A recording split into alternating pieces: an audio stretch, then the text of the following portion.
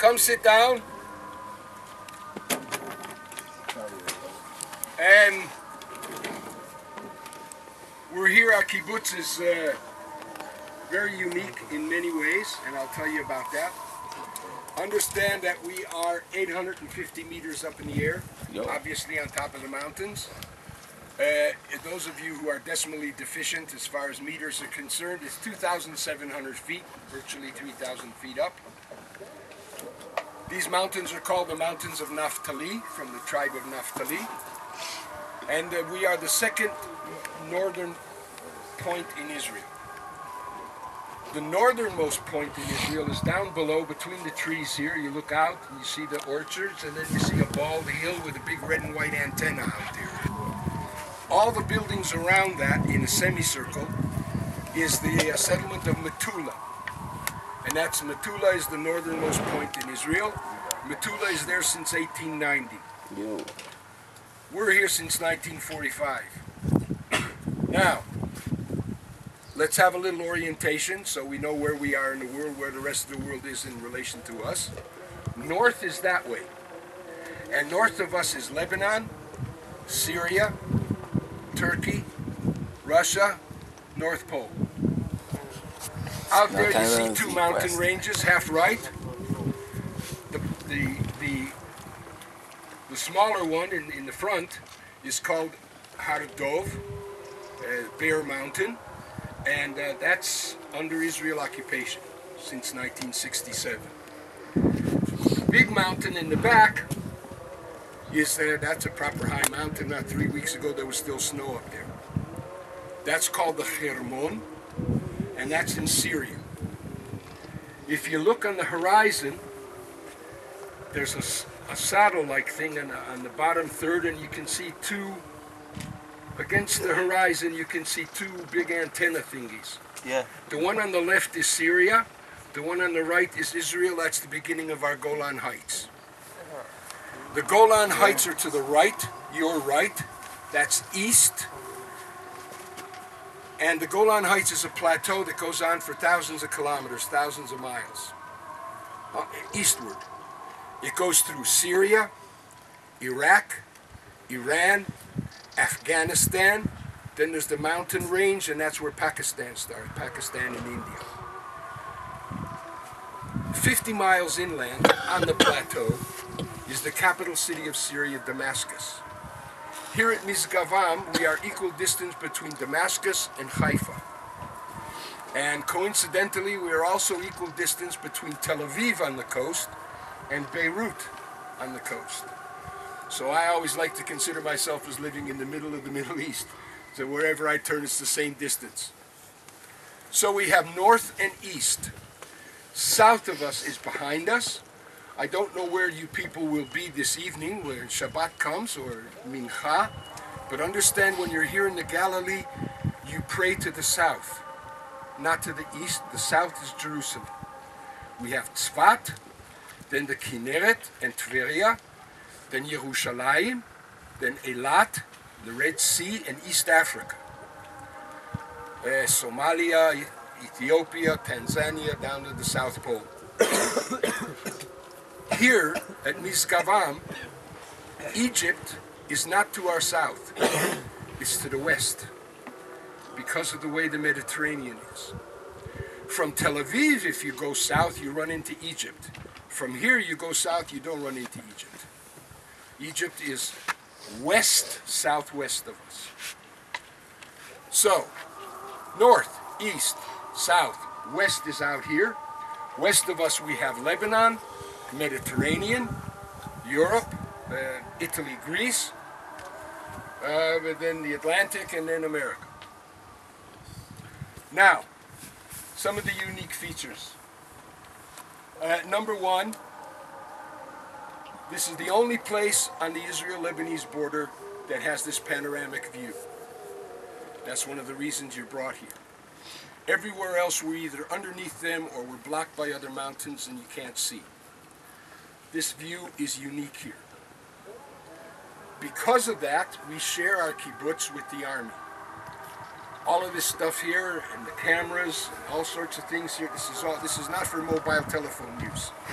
This is all military, and the soldiers the technical soldiers that operate this equipment and the cameras and all sorts of other things, which I will not go into, they live here on the kibbutz with us. The third unique thing about our kibbutz is that it's the only kibbutz in Israel that the perimeter road that you came up on the bus is the border of the country. People here at Misgavam, the border between Israel and Lebanon, is this fence here, number 31. Everything on the other side of this fence is Lebanon. Everything you can see from behind you all the way around, with the exception, of course, of Metula down there, is Lebanon. Lebanon and Syria. Now, we have an unobstructed view from here down to the Mediterranean. We're almost 3,000 feet high. Mediterranean, of course, is sea level, and there's nothing that blocks us. On a clear day today, well, all that brown out there, besides the smoke from that fire, all the brown out there is brown because it's still dark. This is the east, that's the west. In other words, in Europe, in Italy, they haven't woken up yet. So that's why it looks dark. This is not smog, this is clouds, this is humidity. That's what you have down there. When you look out at those mountains and you see that, that's a cloud. That's what humidity is. And that's why it's blurred. But on a clear day, we see the sea, we see the ships out there, and we are directly opposite the Lebanese city of Tyre, T-Y-R-E. And the way it works is the official border between Israel and Lebanon is Rosh Nikra, and Rosh Nikra is way the hell down there to the southwest of us. We're way up north. It's called the Finger of Galilee, and it's a peninsula of Israel that divides Syria from Lebanon. Now, as I say, on a clear day we see the ships, we can see the suburbs of Tyre, and this is really a truly unique position. The United Nations is right there, these flat white buildings here with the tower. That's the United Nations. We call them the United Nothings. Yo, what's up, man? Yes, they do nothing, and they help the enemy. They're not our friends, and especially the troops there are from Indonesia and they're Muslims.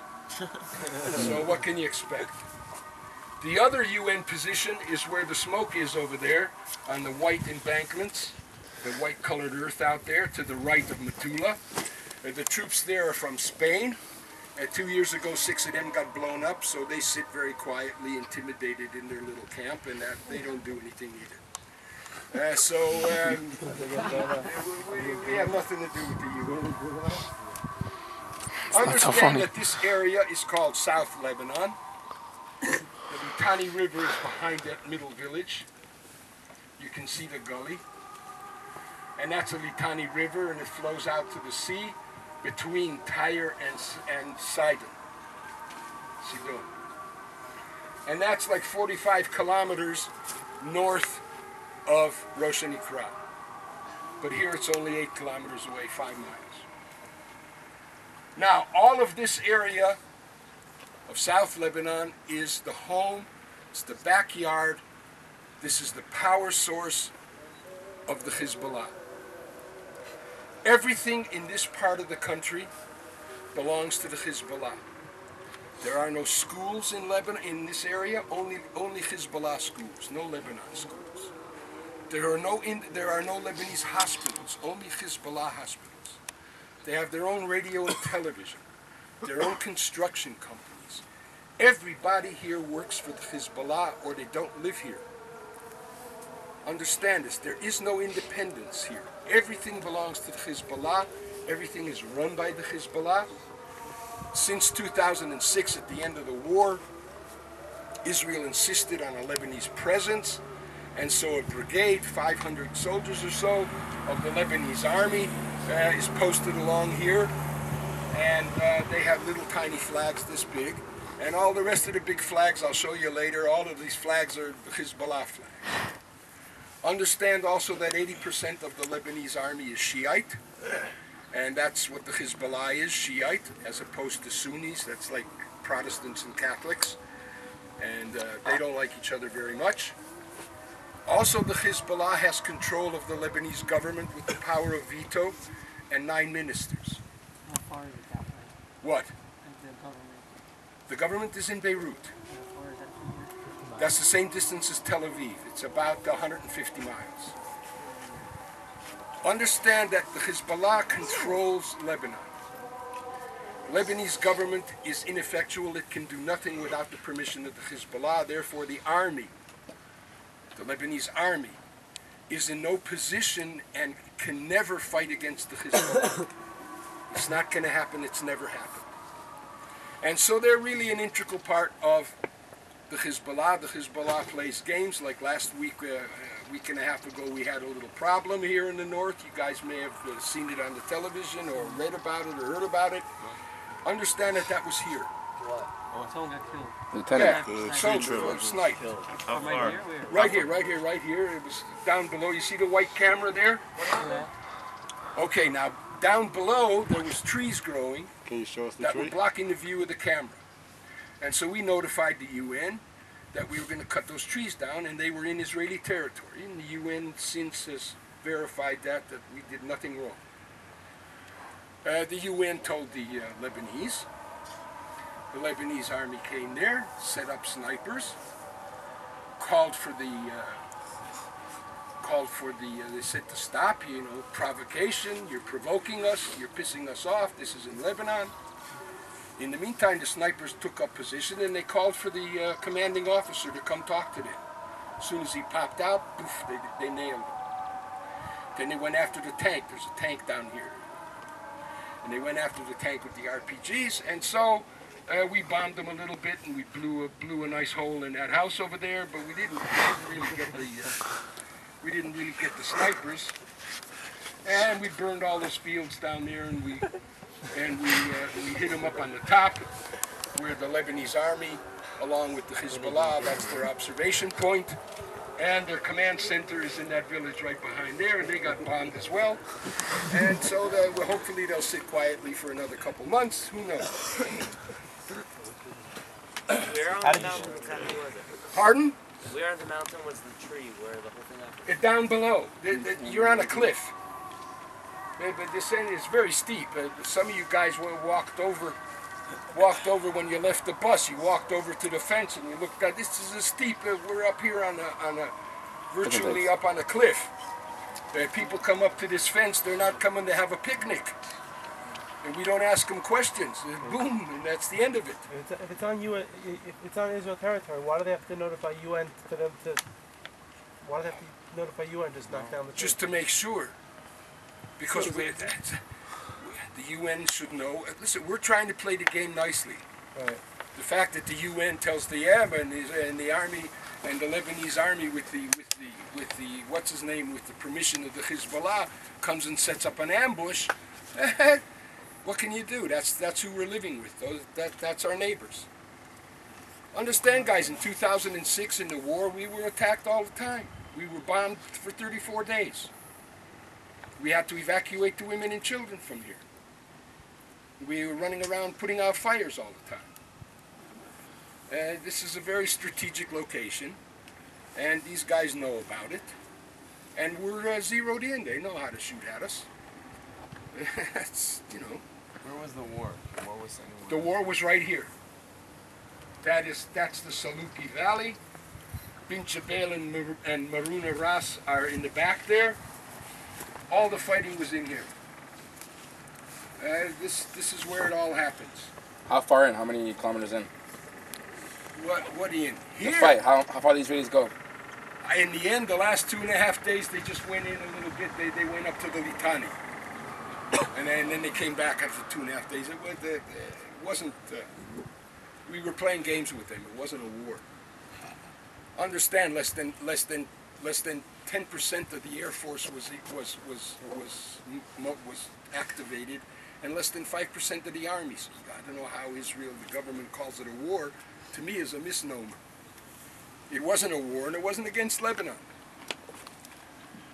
Understand, however, that it bought us 4 years of quiet. That's why I can have. This is a closed military zone, people. And if it wasn't for the fact that the Hezbollah is well disciplined and they don't want any more trouble, so there's quiet here, that's the only reason I can bring tourists. You guys couldn't come here if it wasn't for the discipline of the Hezbollah. If this was the Palestinians, where they have 18 different terrorist groups, everybody's competing with each other who kills more Jews. Here there's only one voice. You could never get this close to anywhere near the Palestinians. But here in Lebanon, the Hezbollah has iron discipline, and they said quiet. I mean, you know, we heard them in 2006, and they're not looking for another round. That's why they had the Lebanese army do the shooting, and they didn't shoot at the kibbutz. They only shot at the army, at the Israeli army. That's to keep the game going. Why? If they shot at you, then what? Then Israel government would have retaliated, and we'd blow the hell out of them. They know that. Yeah, funny. Because, yeah, they're attacking the state of Israel. Do they have like serious weaponry that actually can hit Tel Aviv and stuff? Absolutely, they have rockets and they have rockets and missiles that go. So does Israel have the power to stop that? Do they know where it is? Or not? We know where it is. It doesn't mean we can get at it before it's fired. So can they stop it? I don't know. Hopefully. And hopefully it'll fall in the sea if they aim at Tel Aviv. They're not that accurate. Yeah. How do you stop someone from jumping anyone part of his fence?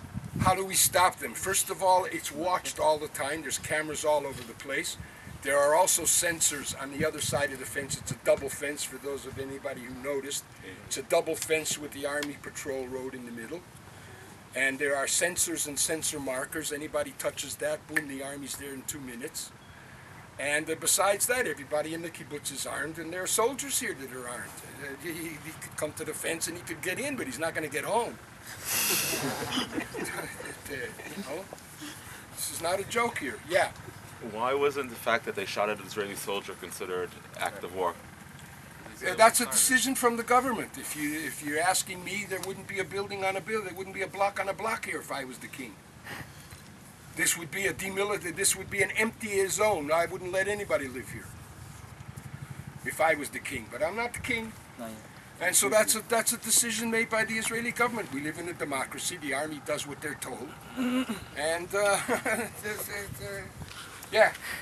The second fence, till the second fence is also Israel, or? Well, the whole bit, no, that's actually, well, yeah, it's part of Israel, but you understand that it's a steep thing. When you go back to the bus, you can look down there and see it. It's really not, doesn't mean anything. It's only 10, maybe 30 feet in width.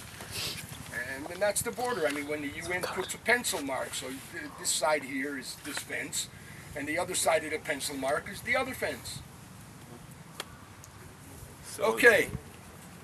So the tree was in between the two fences? No, down here, because of the geography, we put the patrol road inside the blue line that the UN drew. The tree was on the other side of our patrol road, but that was still in Israeli territory. Here, there's no game. Here, this is the place. This is the border. Right. But down there, because of the geography of the place, the way it was, we built the patrol road further inside of the blue line that the UN made, and that tree was still in Israeli territory, even though it was on the other side of the patrol road. And that's what we notified the UN, and they agreed that that's perfectly legitimate. The fact that they did nothing to stop the Lebanese army from shooting at us is a different story. That's what I'm saying. United Nothings. We don't rely on them for anything. Is it a good thing that the Hezbollah is in control now? Is it what? A good thing that the Hezbollah is in control. You said they rule with like an iron fist, so. It is a good thing to a certain extent. I mean, it's a bad thing because they're sworn enemies, and their main objective in life is to convert the whole world to Islam, because the Messiah will not come until everybody's a Muslim. And on the road to getting international support for that is the destruction of Israel and the capture of Jerusalem. So they're not nice people. They're not our friends. Killing us is a mitzvah. And the only thing that makes that's good for us, the fact that they control, is that since they've been in the government, and since they have the power of veto, and they are virtually the government of Lebanon, Israel has notified Lebanon and the UN that the next time they open fire, it's Lebanon against Israel, and therefore we can do things that we didn't do in 2006. Because in 2006 we weren't fighting Lebanon, we were fighting the Hezbollah. But the next time around, because the Hezbollah is an integral part of Lebanon, the next time they shoot at us, that's Lebanon against Israel, and it's a totally different legal situation. And Israel is allowed to do things that she didn't want to do in 2006. Yeah. This was said after the war or after this thing right here? What? What you just said. No, after the war in 2000. No, last year in June, when they had the elections in Lebanon, and the Hezbollah took, like I say, 9 cabinet ministers, plus the power of veto, plus the Lebanese government decision that the Hezbollah armed forces is a recognized armed force of the Lebanese authorities, with the direct mandate of liberating occupied Lebanese territory. As far as the Hezbollah is concerned, Haifa North is Lebanese territory, so they reserve the right to shoot at us whenever they want. And after those elections, last year, is when we notified, okay, new situation. There's no more Lebanese government than Hezbollah. Yeah. I understand they stopped because of the war, but what are they waiting for to continue, like, their mitzvahs and I don't know. Seriously, I don't know. Catch us off guard. I don't think that's going to happen. I think perhaps they're waiting to see if America or Israel will attack Iran. And then they'll open up. Because understand, there's no industry here, there's no agriculture here. Everybody here gets paid. These are not hovels. These are nice homes, everybody has a job, everybody has work, everybody goes to school. And all of it, 100%, is financed by Iran. Billions of dollars have been put in here. All the hospitals are Hezbollah hospitals. Where does Hezbollah get its money? From Iran. You have to build a hospital, you have to buy the equipment, you have to hire the doctors and nurses, you pay for this. Same thing with the schools, the books, the syllabuses, everything. So when we're busy with Iran, they're going to come in, you think? They're going to try, yeah. They're going to open fire. So this is all oil? If Iran is attacked. Pardon? This is all oil, basically fueled by oil? Yeah.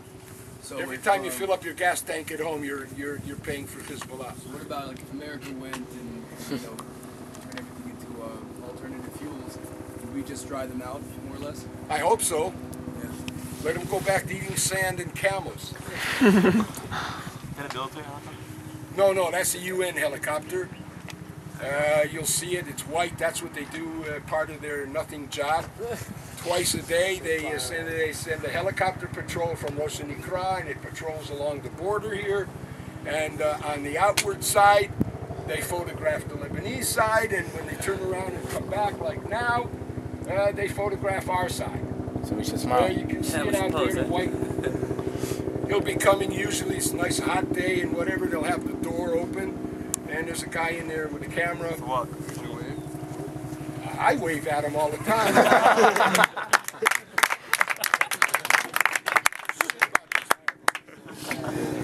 I keep waiting for somebody to come tumbling out. I have this crazy vision. But they keep disappointing me. I think they're tired or something. But I'd love to see him drop out. Anyway.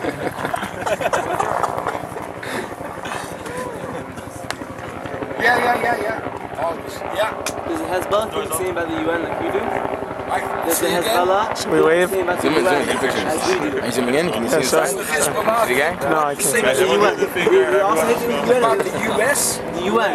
They like the Oh UN. yeah, I can see the guy. Yeah, they've announced to the UN anybody tries to Yeah. stop them, they'll shoot them. So they like the UN or they don't like the UN? They don't like the UN. So no one here likes the UN. No one here likes the UN. Nobody here likes the How UN. are these people from Spain and from other places in the UN? Say again? Don't ask. We'll talk to you later. We'll talk to you later. No, he has a question. Don't do this The yourself. soldiers by the UN are from Spain and United Nations. Yeah. That's what the UN has made. They don't have their own soldiers. Each country puts in soldiers. United Nations means all nations in the world come united. Bits of everything. Hence the words United Nations. Yeah, the problem is that none of these nations are prepared to fight against the